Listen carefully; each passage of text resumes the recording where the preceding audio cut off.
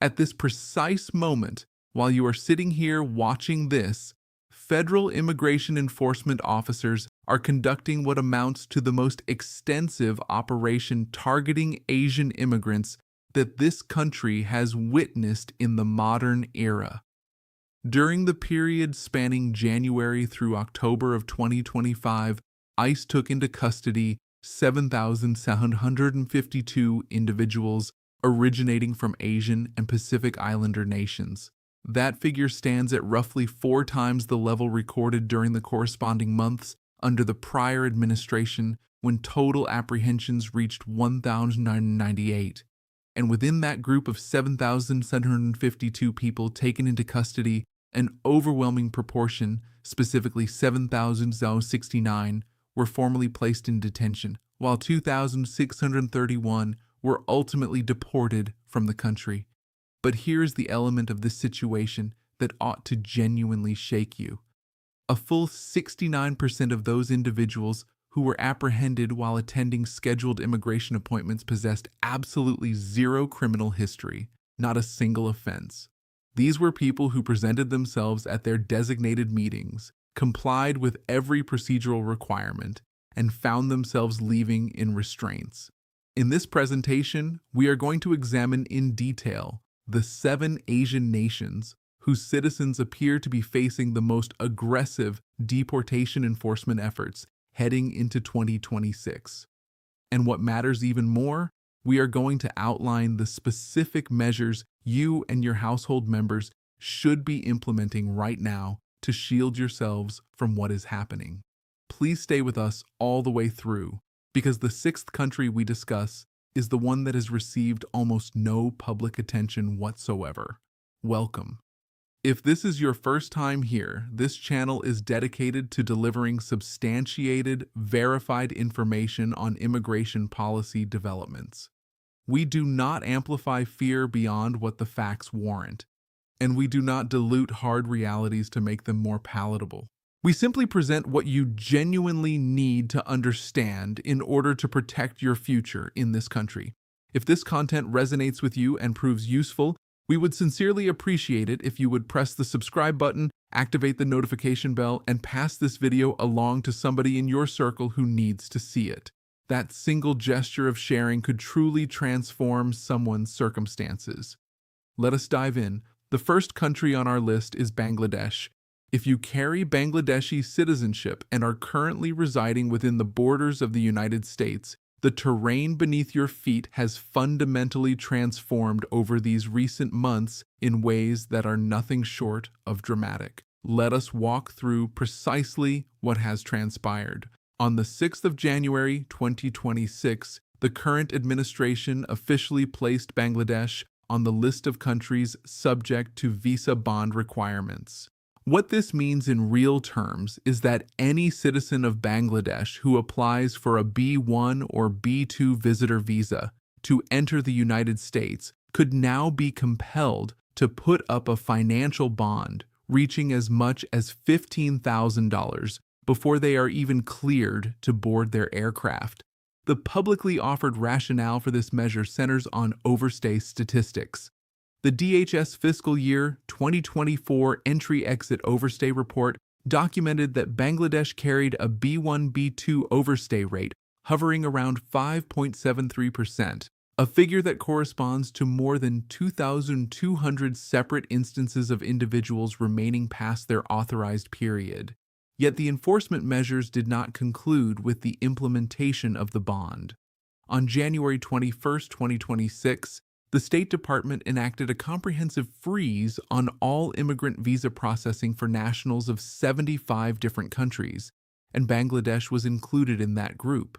The tangible consequence is that family-sponsored immigrant visas, diversity lottery visas, and employment-based immigrant visas are all completely suspended.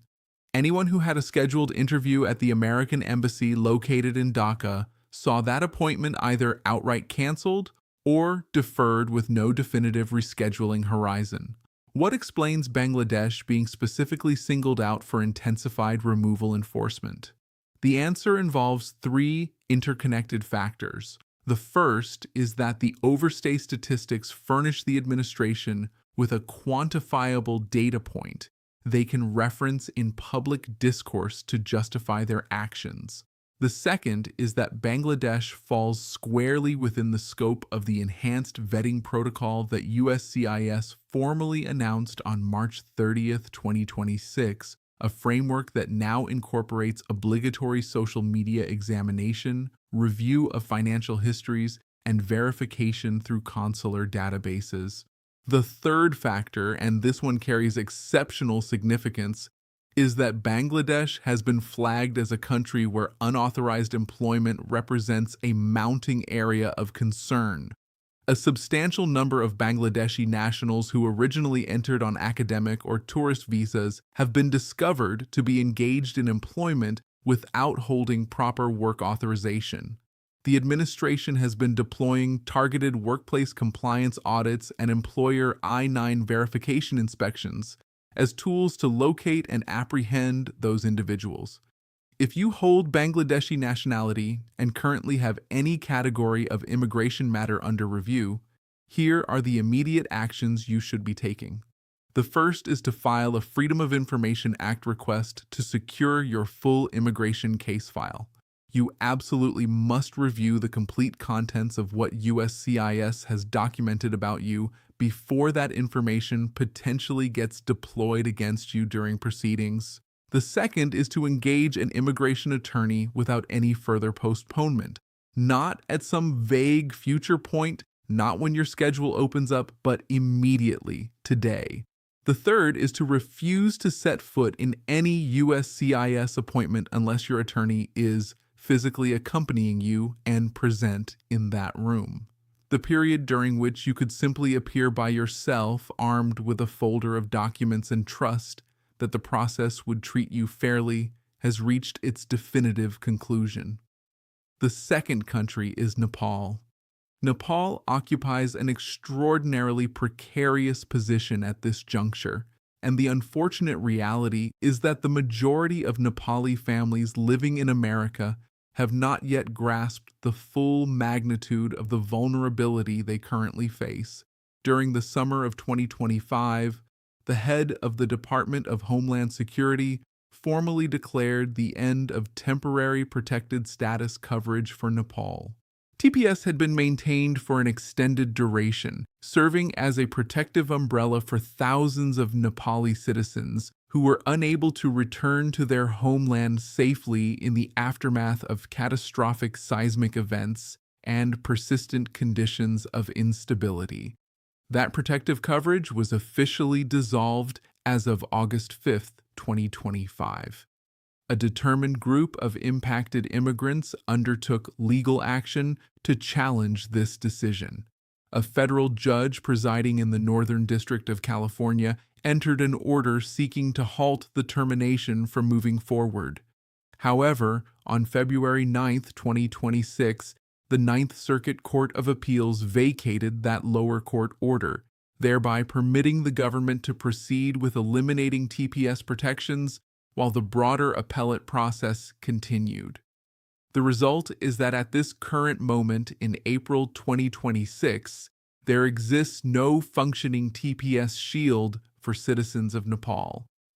What does this translate to in concrete, everyday terms? It means that each and every Nepali individual who had been relying upon TPS as the basis for their employment authorization and their insulation from deportation now finds themselves without that foundation. Their work permits have either already lapsed or stand on the verge of doing so. They lack legal authorization to be employed anywhere, and they now carry the classification of being subject to removal from the country. The scale of impact is considerable. Thousands of Nepali households are caught in this predicament, and a substantial number of them represent families with blended immigration statuses, scenarios in which perhaps one parent held TPS status while their sons or daughters are birthright American citizens. The current administration has made clear through its actions that it is prepared to break apart these family units. Layered on top of the TPS elimination, Nepal additionally appears on the catalog of 75 nations affected by the immigrant visa processing suspension. Therefore, if you harbored expectations of bringing a relative from Nepal to the United States through a family-based sponsorship petition, that entire avenue has been shut down. If you are of Nepali origin and your TPS has reached its end, you need to investigate every conceivable alternative legal route with genuine urgency. Engage your attorney in discussions about asylum eligibility, about pursuing adjustment of status if you have a qualifying American citizen, spouse, or child, about the possibility of U visa relief if you have been the victim of a qualifying criminal offense. Do not allow time to pass without action. Every single day of inaction brings you measurably closer to the possibility of enforcement officers arriving at your residence. The third country is Myanmar, which carries the alternate designation of Burma. Myanmar currently stands as one of the most profoundly tragic narratives within the entire landscape of American immigration policy. This nation has existed in a state of active armed civil conflict continuously since the military overthrew the civilian government in February of 2021. The governing military apparatus has conducted aerial bombing campaigns against civilian communities, forced enormous population displacements, and perpetrated well-documented and systematic abuses of fundamental human rights. By every credible and impartial standard of measurement, Myanmar ranks among the most hazardous destinations anywhere on the planet for individuals being involuntarily returned. In spite of these dire conditions, on November 25, 2025, DHS published its declaration that TPS for Burma would be terminated, with that termination becoming operative on January 26, 2026.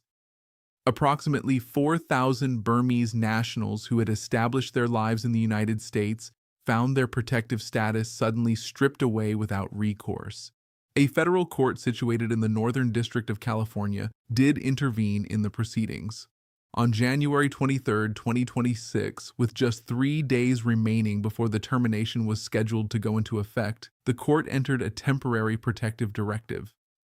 But this judicial confrontation remains profoundly unresolved. The government has pursued its appeal of that directive, and based on the most recently available information from March 2026, the entire matter continues to hover in a zone of deep legal ambiguity. USCIS has published official guidance communicating that the TPS classification and its corresponding benefits have been ended, while simultaneously advising affected individuals to remain vigilant for any fresh court orders that might alter the situation. Here is what sets Myanmar apart from every single other nation we are examining today. The circumstances here have nothing to do with visa overstays. They have nothing to do with people working without proper authorization. The overwhelming preponderance of Burmese TPS recipients arrived on American shores through entirely legitimate refugee resettlement programs and recognized humanitarian admission channels. A great many of them are members of the Karen, Chin, Rohingya, and other distinct ethnic communities who confront documented and continuing persecution in their country of origin. Compelling these individuals to return is not simply a dry question of legal procedure. It represents a crisis of human rights in the most fundamental sense. If you are a citizen of Myanmar, keeping yourself in consistent communication with legal advocacy organizations such as the International Refugee Assistance Project and the Asian Law Caucus is not merely advisable but absolutely critical. You must develop a thorough comprehension of the alternatives that may be available to you, which could potentially encompass submitting a new asylum application predicated on materially changed conditions in your home country, filing for withholding of removal protections, or seeking relief under the terms of the Convention Against Torture. Do not operate on the assumption that a temporary court directive guarantees your ongoing safety. The judicial landscape possesses the capacity to shift fundamentally at any point and without advance warning. The fourth country is Cambodia. The Cambodian story constitutes one of the most long-standing and deeply painful chapters in the entire history of Asian immigration to America, and all available evidence suggests that this chapter is on the cusp of becoming substantially more distressing. Let us establish the essential historical context.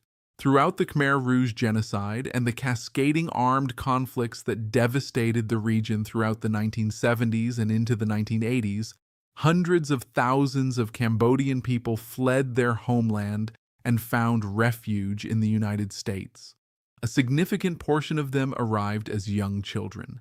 They spent their formative years growing up in some of the most chronically underserved neighborhoods in the nation, communities spread across Long Beach, Lowell, Philadelphia, and the Bronx. A number of these individuals, during their teenage years or their transition into young adulthood, became enmeshed in the criminal justice system. They served out their full sentences. They met every obligation the law demanded of them. But because they had never completed the process of obtaining American citizenship, the courts imposed final orders directing their removal from the United States. For decade after decade, those deportation directives remained essentially unenforced and dormant. Cambodia had entered into a formal repatriation agreement with the United States, but the Cambodian government in practice consistently delayed and resisted the actual acceptance of individuals being sent back. At any given snapshot in time, well over 1,700 Cambodian nationals bearing active final removal orders were living ordinary lives within American communities. Many of them had been doing so for 15, 20, and in certain cases a quarter century or longer. That long-standing equilibrium has been decisively shattered. The current administration has exerted forceful diplomatic leverage on Cambodia to start receiving deportees in meaningful numbers, and it has commenced the actual execution of those orders that had gathered dust for years. In a development that sent shockwaves through the legal community, some Cambodian nationals have been sent not to Cambodia itself, but rather to entirely unrelated countries in distant parts of the globe. Recent investigative journalism brought to light the experience of individuals who were part of a group of 15 Cambodians transported to a correctional facility in Eswatini, the small kingdom in southern Africa that was formerly called Swaziland. These were human beings who had fully completed their American prison terms many years in the past and who had subsequently built constructive, community-rooted lives for themselves.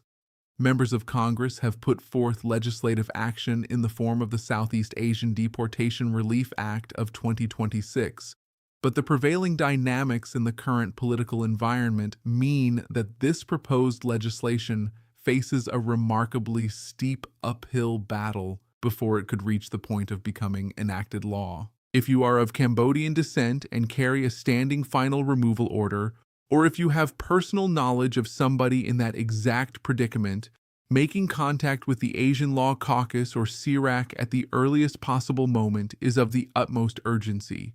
There is a live class action legal challenge currently underway that contests the deportation of Cambodian individuals operating under aged removal orders. You may well fall under the protective umbrella of this litigation, but that protection can only become accessible to you if you have established an active relationship with qualified legal advocates. The fifth country is Pakistan. Pakistan embodies a singular and progressively more perilous profile within the enforcement landscape. While public attention and media coverage tend to concentrate overwhelmingly on deportation operations involving Latin American and East Asian populations, the accelerating campaign directed at Pakistani citizens has been advancing with both remarkable discretion and considerable intensity. Let us look at the pertinent data points. Pakistan's B1-B2 visitor visa overstay rate currently registers at roughly 7.36% based on officially published DHS statistics, a percentage that surpasses the established average for nations outside the visa waiver program. The administration has leveraged this particular statistic to validate increased scrutiny, and active policy discussions are reportedly underway regarding the potential inclusion of Pakistan on the mandatory visa bond list. However, the enforcement focus reaches substantially beyond the overstay dimension alone.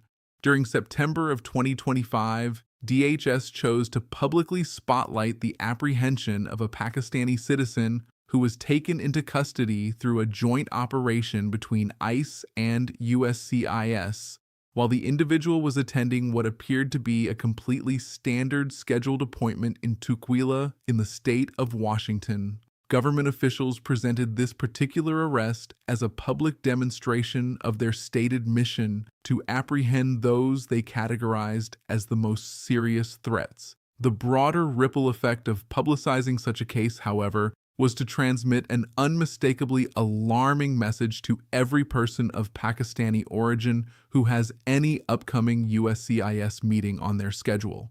Pakistan likewise appears among the 75 nations encompassed by the immigrant visa processing moratorium, which in practice means that family-based immigration pathways connecting Pakistan to the United States have been rendered completely inoperative since January of 2026. Thousands upon thousands of Pakistani families who have patiently endured years of waiting, with some having sustained that wait for longer than a full decade to see their priority dates become current, now find themselves trapped in an indefinite holding pattern that carries no projected timeline for resolution whatsoever. On top of all this, the broadened USCIS vetting architecture places direct and pointed emphasis on the examination of social media conduct. And this particular dimension holds acutely heightened relevance for applicants originating from Pakistan. The administration has deployed what it has formally designated as Operation Paris, a comprehensive enhanced screening initiative that encompasses the systematic searching of social media profiles, detailed scrutiny of financial transaction records, and even the review of activity within encrypted messaging platforms. For communities in which WhatsApp serves as the foundational tool for daily interpersonal communication, this development generates an exceptionally significant window of vulnerability and exposure. If you hold Pakistani citizenship, here is the guidance we would offer you. First, conduct an exhaustive examination of your entire digital and social media presence. Every individual Facebook publication, every message posted on X, every WhatsApp status update, any content whatsoever that carries even the remote possibility of being extracted from its intended context or utilized to your disadvantage should be carefully evaluated in partnership with your legal representative. Second, if your immigration history includes any periods of status expiration or intervals of employment without proper authorization, sit down with a qualified lawyer for a thorough consultation before you initiate any fresh application of any type. The act of submitting a new filing has the capacity to set in motion a comprehensive background review that brings previously buried complications to the surface. Third, maintain your emergency contact card on your physical person at all hours of the day and night, ensuring it contains your attorney's direct telephone number, the ICE detainee hotline reachable at 866-347-2423, and the address for the ICE detainee locator system at locator.ice.gov. The sixth country is Afghanistan, and this is the entry on our discussion that is perhaps the most emotionally devastating to address. A significant number of Afghan citizens currently present within the United States do not correspond in any way to the conventional image of undocumented immigrants.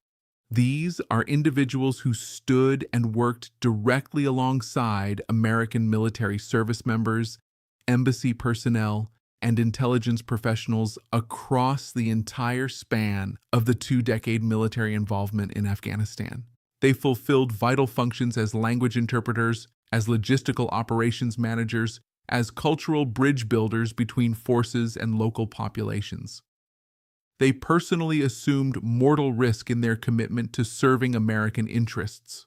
When the Taliban seized governmental control once again in August of 2021, substantial numbers of these allied individuals were evacuated from the country under the umbrella of Operation Allies Welcome and were subsequently provided with temporary protected status.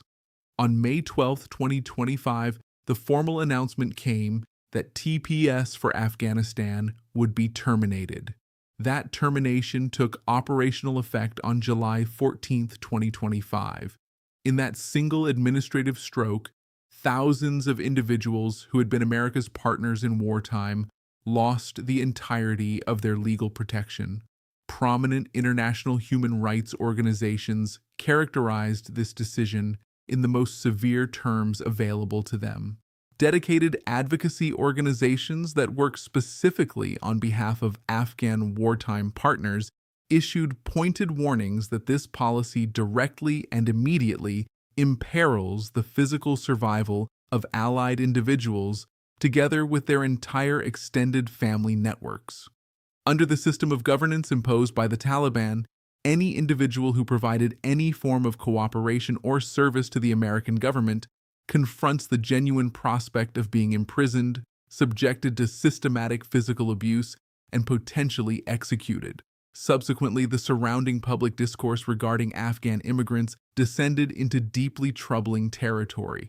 Following an incident in late 2025 that involved an Afghan immigrant, inflammatory public commentary targeting Afghan communities and other immigrant populations was issued from the most senior levels of government. Language of this nature, emanating from the highest position of national authority, inflicts damage that extends far beyond emotional injury alone. It generates tangible physical danger for affected communities. It can serve to encourage enforcement personnel to adopt more confrontational postures in their operations. It degrades the wider public's perception of and attitude toward immigrant populations as a whole. And it creates conditions in which Afghan families find it effectively impossible to experience any genuine sense of personal safety, regardless of where they are within this nation's borders. As the situation stands in April of 2026, Afghan nationals possess no TPS coverage of any kind. The immigrant visa processing suspension encompasses Afghanistan fully and completely, and the country has been placed under the expanded travel restriction framework pursuant to the applicable presidential proclamation. Every conceivable pathway for legal entry or protection has been progressively constricted or entirely blocked.